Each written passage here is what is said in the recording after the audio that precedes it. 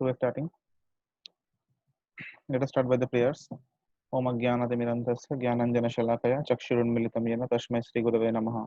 Namo Vishnupadaya Krishnapristhaya Bhutale Srimate Bhakti Vedanta Swaminiti Namine Namaste Saraswate Deve Gauravani Pracharine Nirvishesha Shunyavadi Paschatya Deshatarine Jai Sri Krishna Chaitanya Prabhu Nityananda Shri Advaita Gadadhar Shri Vasadi Gaur Bhaktivinoda Hare Krishna Krishna Krishna Hare Hare Hare Ram Ram Ram Hare Hare.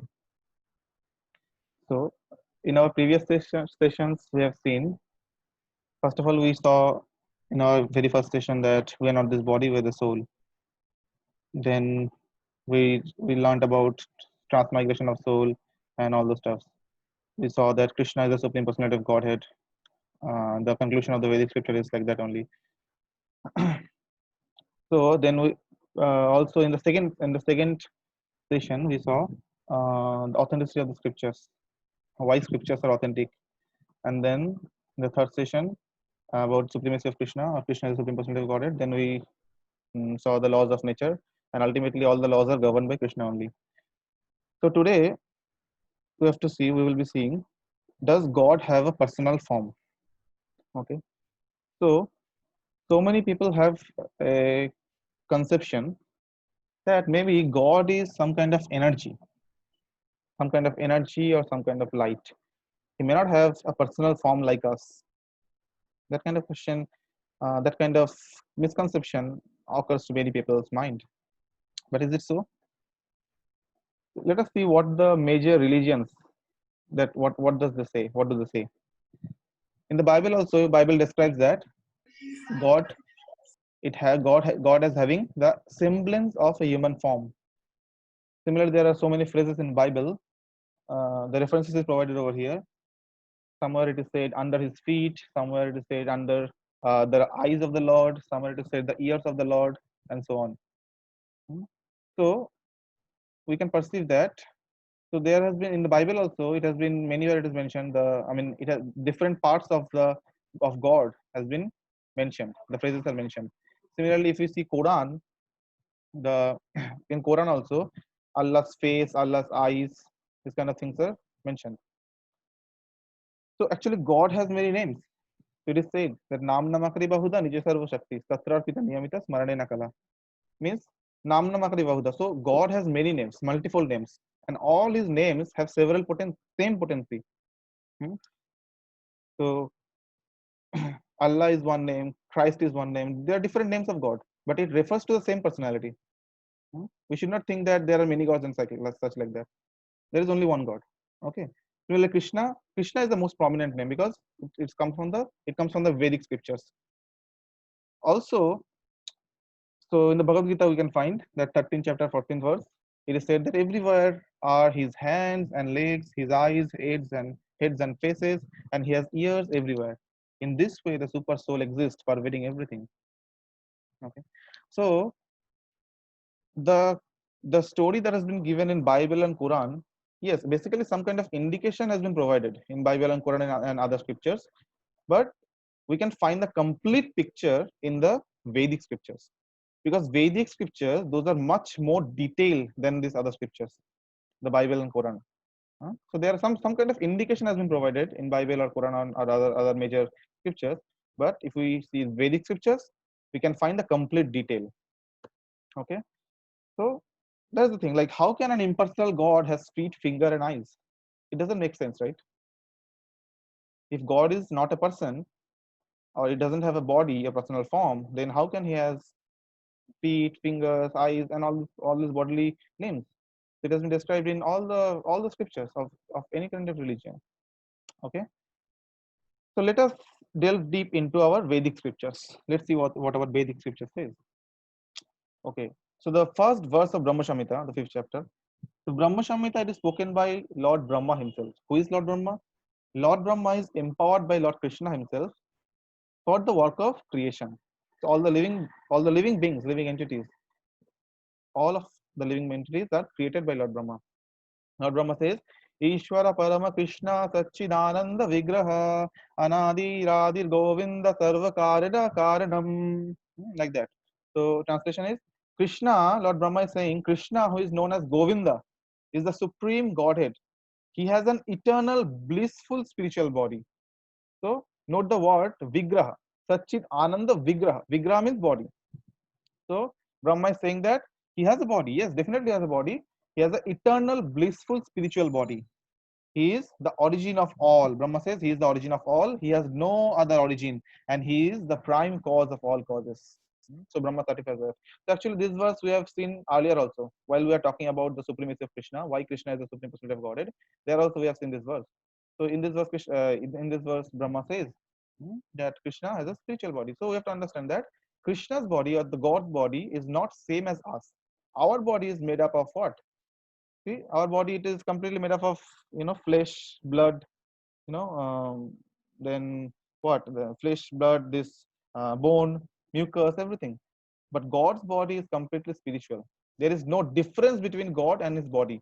But in our case, we are not the body. That is the first lesson of Bhagavad Gita, right? That we are the soul, we are not the body. This body is like our body, for our case, our body is like an external cover. It's like a garment uh, that we have to remove some point of time, certain point of time. So our body is not our identity. But for case, in the case of God, for Krishna, his body is completely same as himself. Like there is no difference between Krishna and his body. Okay. Okay. So actually there are three aspects or three features of the absolute truth. So how does the absolute truth looks like? The supreme absolute truth, or the supreme Lord, how does it looks like? So there are three aspects that has been given in the Shastras, the scriptures. So Srimad Bhagavatam, first canto, second chapter, 11th verse, it says, Vedanti tat tattvavidas tattvam yajnanam advayam brahmeti paramatmeti bhagavaneti shabdate. Hmm? So the learned transcendentalists who know the absolute truth call this non-dual substance Brahman, Paramatma, or Bhagavan. So these are the three different levels of realization or aspects of realization. What is Brahman? Brahman is actually the impersonal representation of God. Hmm? So it is the bodily effulgence of Krishna. So you can see in the picture that Krishna has bodily effulgence. So all this, the material creation, all this manifestation, it rests on this Brahma Jyoti. This is called Brahma Jyoti. What is called Brahma Jyoti? So this Brahma Jyoti is nothing but the bodily effulgence of Krishna, and that is the kind of impersonal representation of Krishna. Okay, but there are a class of people who thinks that that is everything. So Brahma Jyoti is everything, and they think that their destination is Brahma Jyoti. They want to merge themselves into Brahma Jyoti. They think like that, but that is not the truth. That is the first level of realization. In the next level, it comes the Paramatma realization or the localized aspect of Lord. What does that mean? That means that Lord Krishna resides in all of our hearts, in the hearts of all the living entities. Krishna resides. So that is the localized aspect. It's called Paramatma, super soul. We have discussed in the very first session. What is Paramatma, super soul? Krishna says that Sarvashchaham Vriddhi Shannivishto. Matta Smriti Jnanam Apaharam Cha. Krishna says what? That I reside in everyone's heart. And from me only they get the knowledge, the memorization, forgetfulness, everything. So that is the localized aspect of Paramatma feature. And the final feature or the complete whole is the Bhagavan feature, the supreme personality of Godhead, the Krishna himself, his body, he. So these are the three different level of realization, and the final level of realization, the Bhagavan realization, that is the Bhagavan of the supreme personality of Godhead, that is the complete realization. Hmm. So how to understand this actually? So there is a nice material example. So there is a train analogy. So let's say there is a village and the villagers never saw a train. Okay.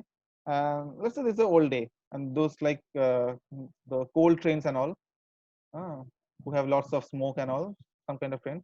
So some villagers went to the station to see the train, to understand how a train looks like. What is a train basically? So they try to understand that.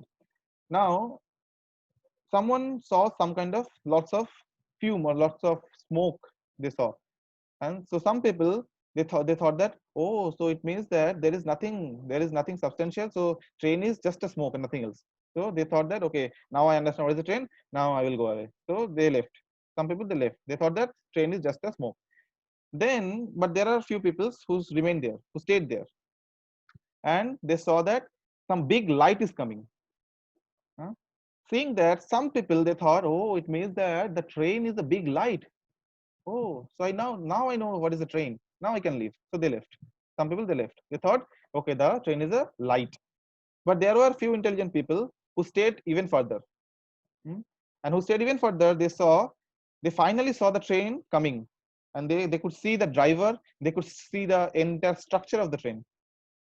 So now they understood, okay, so the train looks like this and it has a driver. Now they also thought that, okay, now I understand everything, I can leave. So they also left. But there was the most intelligent people, few people who stayed until the end.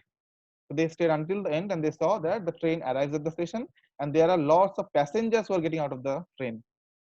So now that most intelligent people who remained until the end, he got the complete picture. What a train really looks like. Yeah, definitely it has a light, big flashlight. It has it has a driver. It has lots of passengers also. So he got the final picture. But the other people, they couldn't get the final picture. Okay. So similarly, in case of God also, this fume or this smoke is like those people who thinks that there is nothing like a God or there is only this material world and they are always happy just eating, sleeping, mating, defending, all those things. They're just happy by simply drinking, eating like that. They don't want to break their head for understanding God or understanding like this. But then some people, they find the impersonal feature of Lord. They think that okay, God is impersonal. He is some kind of energy. Similarly, there are people who find that God is just localized. He resides in everyone's heart, but there is no personal form. And but the devotees of Lord, they could know the complete picture. They could know the complete picture that God is uh, he is not impersonal. He has a personal form. So they get the complete picture. Uh, Getting some sound. Okay. So this is the train analogy of understanding these features. These three aspects of Lord. So in Ishopanishad, Sri Ishopanishad, the 15th sloka, it says, Hiranmayena Patrena Satya Shapihitam Mukham Tattvam Pusham Tattvan Pushanna Pavrinu Satya Dharmaya Drishtaya. So it is said in Ishopanishad that, oh my Lord, sustainer of all that lives, your real face is covered by your dazzling effulgence. Kindly remove that covering and exhibit yourself to your pure devotee.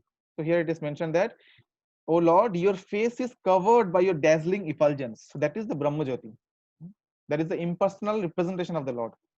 That is the energy of the Lord, that so-called energy that we think that Lord is energy, some kind of. So the so-called energy is the Brahma Jyoti. So the Lord's face is covered by uh, the dazzling effulgence. Okay. But the pure devotee knows, or the devotee of the Lord knows that he is a person. He knows the conclusion of the scriptures.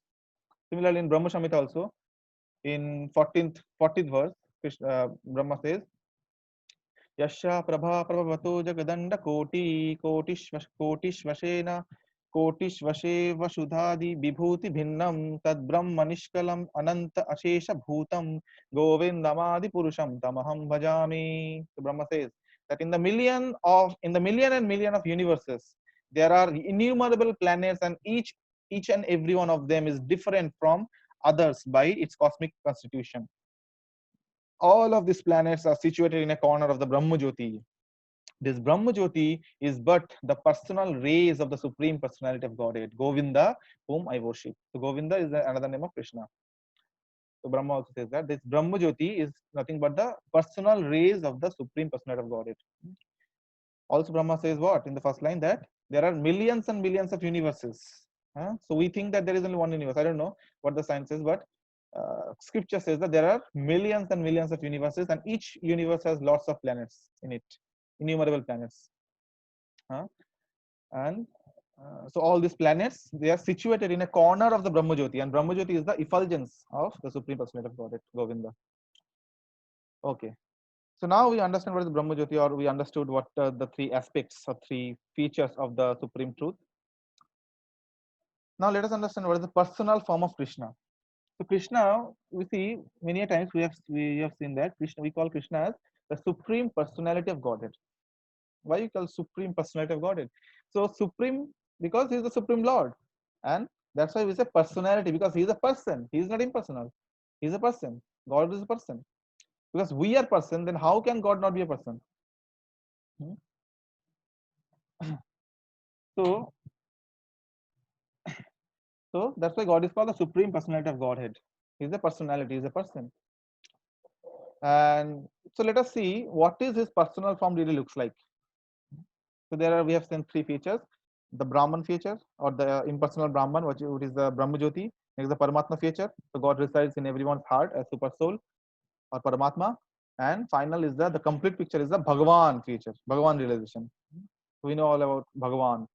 So, uh, so let us see how does Krishna really looks like, or what is the form. We won't go much deeper. Just we will see 2 3 verses, or maybe 2 verses only.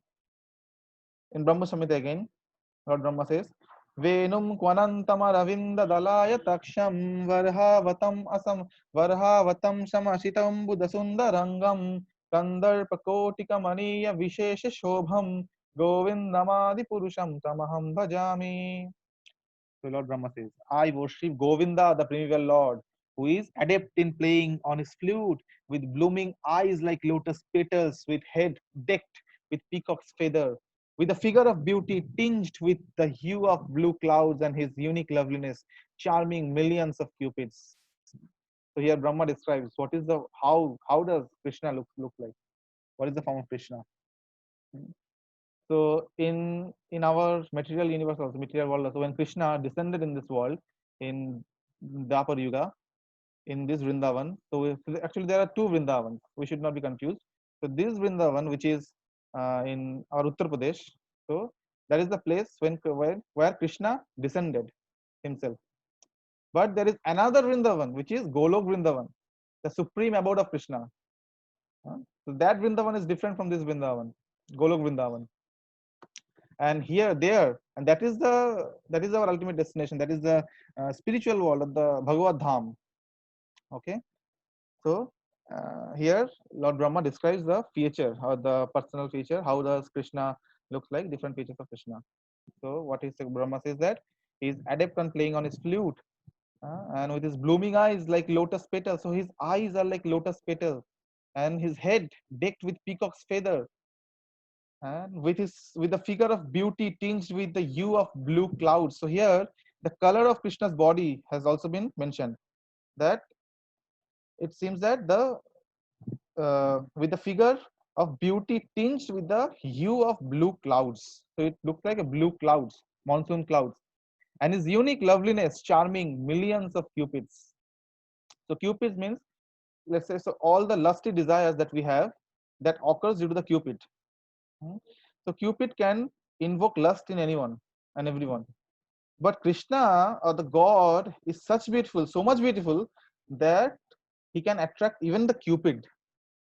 So actually the another meaning of Krishna is all attractive, all beautiful. So Krishna is all beautiful. So that's why it is mentioned that Param Drishta Nivartate. If one gets the taste of some of this higher taste, he will get all the material hankerings will all automatically cease. He won't be interested in the material things, which is actually insipid, which is actually doesn't have any taste. Uh, so when we taste the higher thing, when we get some kind of higher pleasure, we automatically forget the lower pleasure. So whatever pleasure we are getting in this material world, mm, that is actually it's a lower pleasure. So its standard is very low. Uh, whatever actually in Bhagavad Gita, Krishna says also that whatever is beautiful in this nature, all everything whatever is beautiful, that is nothing but a very small spark of Krishna's effulgence, Krishna's beauty. Mhm. So if we have observed something in this material world to be the most beautiful, we should keep in mind that that is a very little spark of Krishna's beauty, very little spark. So how beautiful Krishna must be. Mhm. He is the supreme beautiful. So Krishna, another meaning is all attractive. So he attracts everyone. So we just need to purify our heart. So in this material world, our heart is completely contaminated. So by hearing about Krishna, by hearing his glories, we need to purify our heart. That's why slowly we'll develop taste for Krishna. Similarly, in Srimad Bhagavatam is a very important verse in 10th canto, 21st chapter, 5th verse. Varhapiram natavarabapuhu karnayo karnikaram vivradvasha kanakakapisham vaijayantim chamalam rudharan rudran venur adhara sudaya purayan gopa vrindeir vrindyaranyam shapataramanam pravishad gita kirtihi. So actually the gopis of Vrindavan, they describe in their Gopi Geet this verse, extremely, I mean, very beautiful verse. This says the bodily features of Krishna.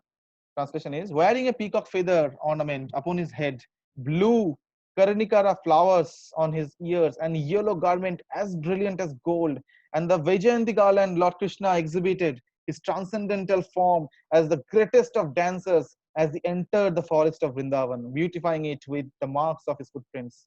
He filled the holes of his flute with the nectar of his lips, and the cowherd boys sang his glories. So that is the beauty of Krishna. If one gets taste in Krishna's beauty, who is all attractive, who is the supreme Lord, who is the Lord of our life, then automatically all the inferior material hankerings that automatically ceases away, ceases down. That is Krishna's beauty. Okay, now very important topic. So till now we have seen, okay, that God is a person. He is not impersonal. He has a personal form. Now all of us, almost all of us who have not much acquainted with scriptures, we have this misconception or doubt about Krishna and Vishnu. Many of us, we think that Krishna is an incarnation of Vishnu. We think like that. We think like that. Because we don't know the conclusion of scriptures. But that is not truth. Krishna is not the incarnation of Vishnu. Actually, Vishnu comes from Krishna. Scripture says that. Because Krishna is the supreme personality of Godhead. And actually, Vishnu, actually, there are three Vishnus. We will see after 2-3 slides. We will see that there are three Vishnus: Karanodakshaya Vishnu and Mahavishnu, then Kshirodakshaya Vishnu, Garbhodakshaya Vishnu, and then finally Kshirodakshaya Vishnu. So there are three Vishnus, three different Vishnus, and they comes from Krishna. Actually, they comes from Krishna. So how to understand what is the difference between Krishna and Vishnu? Okay, first of all, let us understand 5 tattvas. Okay, the first is the Jara Tattva. Jara Tattva. What is Jara Tattva? So all the things that you can see all in this nature, which doesn't have any life, where there is no soul, like the stones, you see, the air, the water, the the earth, everything which doesn't have any life, all the jara or inert things, that comes under the Jara Tattva. Then comes the Jeev Tattva. Jiva means living entities. So all of us, all the human beings, all the animals, uh, all the birds, beasts, all the the trees, or any kind of living entity, demigods, everything, whatever living entities there, all the living entities are known as Jiva Tattva. Jiva Tattva. Third is Shambhu Tattva.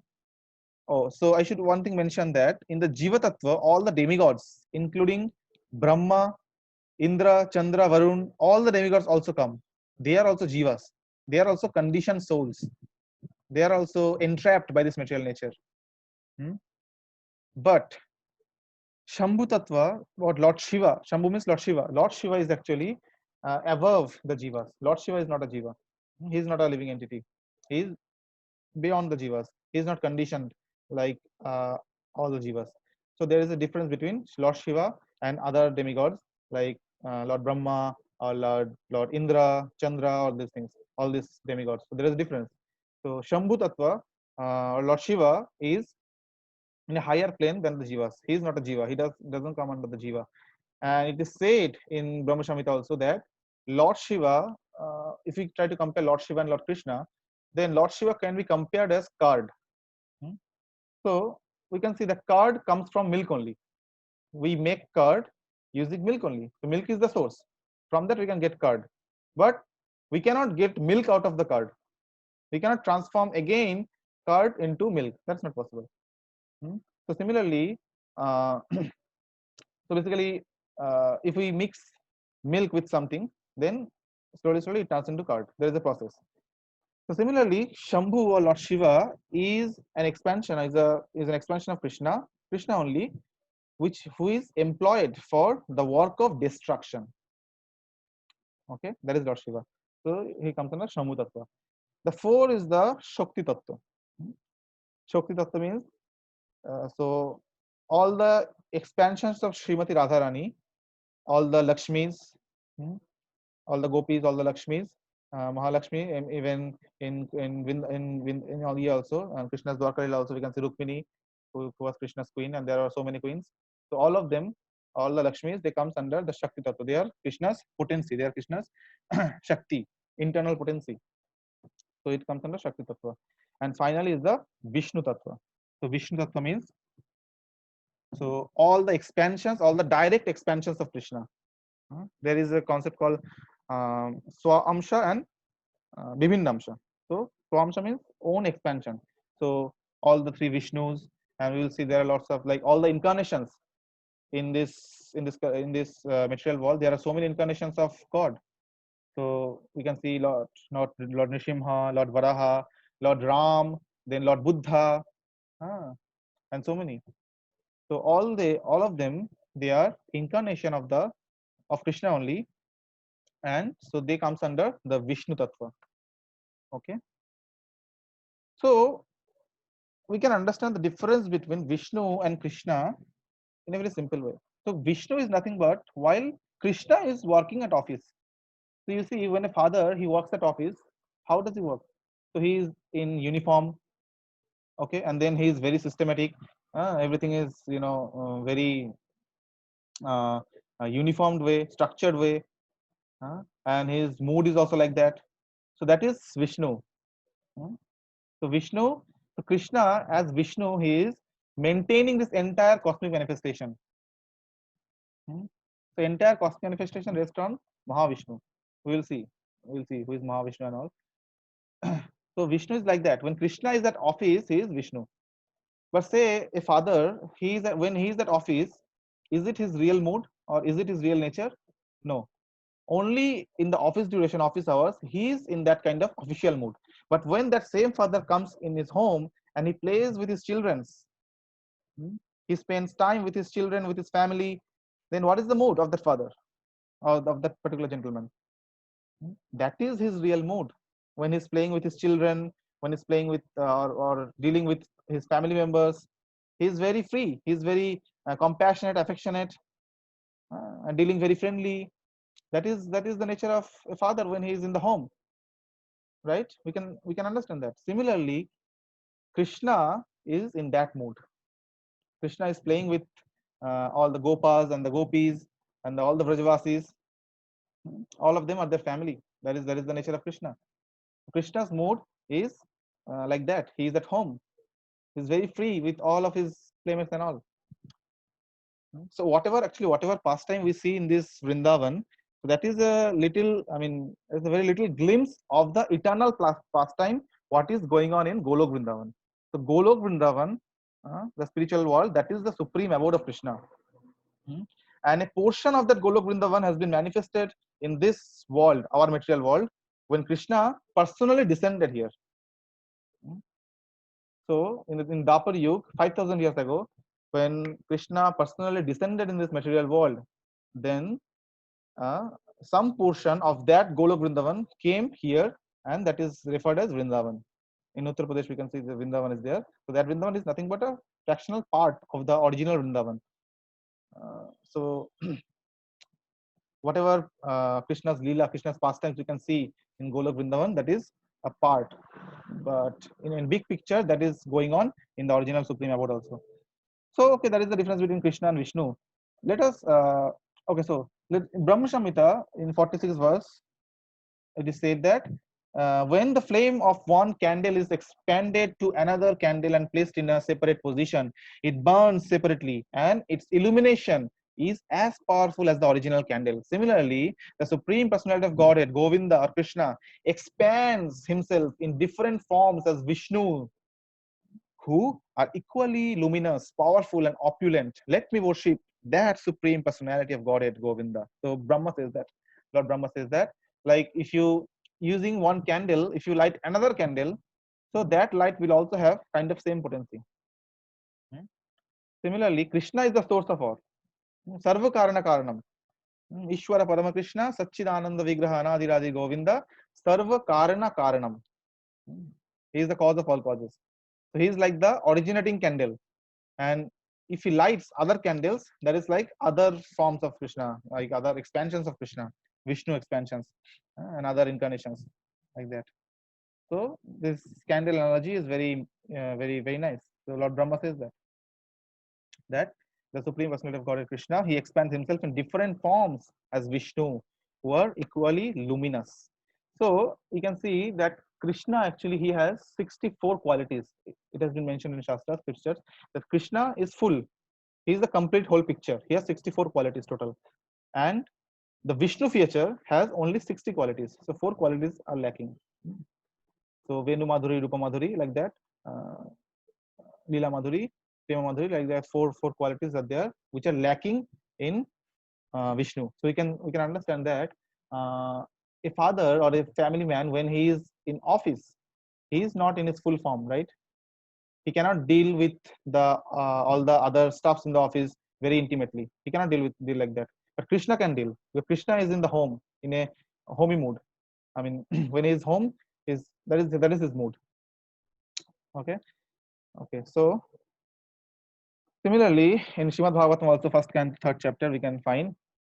So there, actually, Shukdev Goswami he describes all the incarnations of Krishna, different incarnations of Krishna, and finally he says that Ete cham sakala pumsa Krishnastu Bhagavan Swayam Indradi Vyakulam Lokam Mirdayanti Yuge Yuge. So he says that all of the above mentioned incarnations are either plenary portions or portions of the plenary portions of the Lord.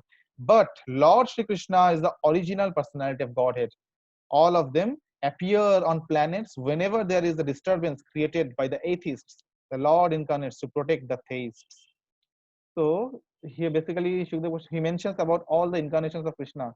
Basically he mentions around 20 or 22 the major incarnations, and like Matsya, Kurma, Varaha, Nrsimha, Vamana, Lord Ram, then Parshuram, and Lord Buddha, and finally in this Kali Yuga, at the end of Kali Yuga, Lord Kalki. Yeah, he has been also predicted to be appeared in this world. So after describing all this in Srimad Bhagavatam, this first and third chapter, after describing all the incarnations of Krishna, Shukdev Goswami says that, but among all of them, Krishna, he is the supreme personality of Godhead. He is the supreme personality of Godhead, and all of them are his plenary portions or portions of the plenary portions only, like that. So Krishna is the supreme personality of Godhead. In this picture also, we can see the topmost the Matsya avatar. So this is basically the 10 major incarnations of Krishna has been given over here in this picture. So from the top, if I start, the Matsya avatar of Krishna, Matsya avatar, then the Kurma avatar, then Varaha avatar, or the boar incarnation, then Nrsimha avatar, then Vaman avatar, then Parshuram avatar, then Lord Ram. We see in Ayodhya, Lord Ram and Sita, Lord Ram avatar. Then next is Balaram. So Balaram, and then Lord Buddha, and then in Kali Yuga um, it has been depicted, or it has been forecasted that Lord Kalki will also come at the end of Kali Yuga. So the 10 major incarnations of Krishna are provided over here, but at the center you see Krishna. So all of them are basically Krishna's incarnation. Okay, so we should be very clear. So we should not think Krishna as an incarnation. Yes, Krishna actually personally arrived, personally descended in this world in Dapar Yuga, in Vrindavan. But it doesn't mean that Krishna is an incarnation. He is not an incarnation. He is the original personality of God. He is the Supreme Lord. He himself comes that time. Okay, so that is the conclusion of the scriptures. So this point should be very clear. We should not be confused. So Vishnu, he comes from Krishna, and Krishna is the Supreme Lord. Everything comes from Krishna only. Okay. Okay, let us go further. So this is the chart actually, very nice chart. I mean, it has been in Srimad Bhagavatam elaborately described how all the different Vishnus and everything comes from Krishna. So the first expansion of Krishna is Balaram. So in Golok Vrindavan, obviously there is a picture of Golok Vrindavan. So Krishna expand himself into Balaram. From Balaram, the first quadruple expansion or the Chaturvyuha, the first Chaturvyuha, it comes. What is the Chaturvyuha? Vasudev, Sankarshan, Pradyumna, and Aniruddha. From Balaram, the four forms expand. These are the four expansions that comes from Balaram. The first quadruple expansion or the Chaturvyuha. From the Sankarshan of this first Chaturvyuha comes Narayan. Okay, and from Narayan, the second quadruple expansion comes. And the second quadruple expansion is again Vasudev, Sankarshan, Pradyumna, and Aniruddha. Note that this Vasudev, Sankarshan, Pradyumna, and Aniruddha, these are different from the previous one. They are not same. Okay, and this from next Sankarshan, Karanadakshay Vishnu or Mahavishnu comes. Okay, so in the picture you can see, at the top you can see Krishna is there. So in the spiritual world, in the Golok Vrindavan, Krishna is there, and you can see the effulgent, that is the Brahmayuti of Krishna. And after several stages, Karanadakshay Vishnu or Mahavishnu comes. And what happens from the pores of Mahavishnu? So Mahavishnu is lying on the Mahavishnu or Karanadakshay Vishnu. He is lying in the causal ocean or Karan ocean, Karanadaka ocean or causal ocean. And from his pores, millions and millions of universes are coming. So actually, nowadays scientists are trying to understand what is the structure of universe, how does universe look like, but everything is already given in the Vedic scriptures. So they are not ready to accept. What can we say? But in Vedic scriptures are so nice that everything is provided. The complete picture is provided. The entire description of this universe is provided. It has been clearly mentioned that there is not only one universe, there are millions and millions of universes. So so this Karanadakshay Vishnu or Mahavishnu is an expansion of Krishna, and from Mahavishnu, from his pores of his body, millions and millions of universes come out. And in each and every universe, Mahavishnu enters as Garvodakshay Vishnu. So in the list, if we follow, after Karanadakshay Vishnu, who comes? Garvodakshay Vishnu. So Garvodakshay Vishnu, Karanadakshay Vishnu enters in each universe as Garvodakshay Vishnu, and from the navel of Garvodakshay Vishnu, a lotus comes out, and from the lotus, Lord Brahma is born. So we might have observed sometime also that Lord Brahma, he always sits on a lotus, but the source of the lotus is many a times source of the lotus is not provided. So that lotus is basically the lotus flower that stems from the navel of Garvodakshay Vishnu. So Garvodakshay Vishnu is the second Vishnu. So actually for all the universes, in each and every universe there is a Garvodakshay Vishnu, and from Garvodakshay Vishnu Lord Brahma comes. So each and every universe has their different Brahmas. Now, so Brahma, so let us talk about a particular universe. In a particular universe, Lord Brahma is the first created living being, created by Garvodakshay Vishnu. And then he has been assigned the work of creation, the work of, creating all other living beings, living entities. So Lord Brahma is the first creature, and then he creates all the living entities. But again, Lord Brahma is created by Garvodakshay Vishnu. And final is the Kshirodakshay Vishnu. He is essentially the Paramatma realization. So Kshirodakshay Vishnu, as Kshirodakshay Vishnu, he resides in everyone's heart. Everyone's heart as the Paramatma. Okay, so that is the complete picture. So I think we're at the end. Hare Krishna, thank you so much for your careful attention and attending the session. So if anyone has some question or some reflections, or they want to share something or some realization